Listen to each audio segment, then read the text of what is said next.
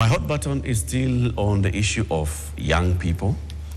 And let's take a look at what happens when leaders ignore the voices of their people, especially the young people. Look at what has happened in Nepal today.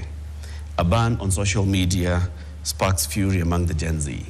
They storm parliament.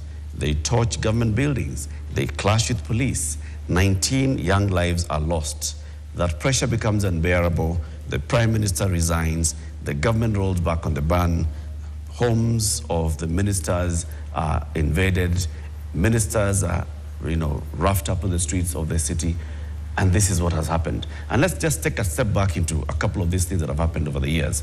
2022 in Sri Lanka. Anger boils over as an economic meltdown crushes livelihoods. Protesters storm the president's residence. They set the prime minister's house on fire. The prime minister has to resign. The president has to resign. Bangladesh last year. Student-led protests against injustice and corruption fill the streets of Dhaka. They stormed the key offices of Prime Minister Sheikh Hasina, who had ruled for over a decade. She had to step down. Parliament was dissolved. Youth pressure forced change. Mongolia, this year, a corruption scandal enraged young people. Relentless protests triggered a no-confidence vote. The Prime Minister resigned. Proof again that street energy can bring down government. Just weeks ago, Indonesia, students lit up the streets over obscene parliamentary parks. Regional parliaments were set ablaze. Lives were lost. The government had to resign. There was a reshuffle in cabinet. Now, this is what has happened across the globe when young people feel that the leaders are not listening to them, that the leaders are not accountable. We had the similar situation in Kenya last year and this year. And the leaders of this country may sit and think that, you know what, we have addressed this issue. We have brought in a broad-based government. We are addressing the issues. We are not off the hook yet.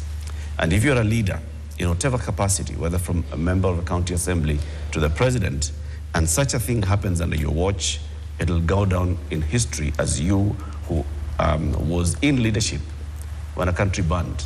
Do you want that? Listen to the people. That's my hot button.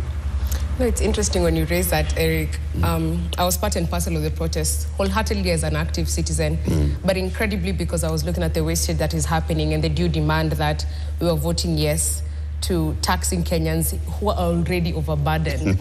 And I think, just as you've said, and maybe let's say, if maybe I share this information from a young perspective, maybe it will tremble a little nerve that will make them take consciousness in what a youth uprising is.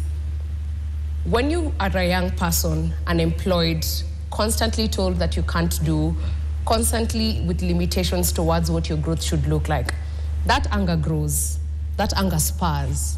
And when it gets to the streets, that anger will send you home. And so for Kenya, I feel like it's gotten to a point where we're back to that comfortable seat. The Gen Zs are back home, they're back on TikTok, they're back on tweeting.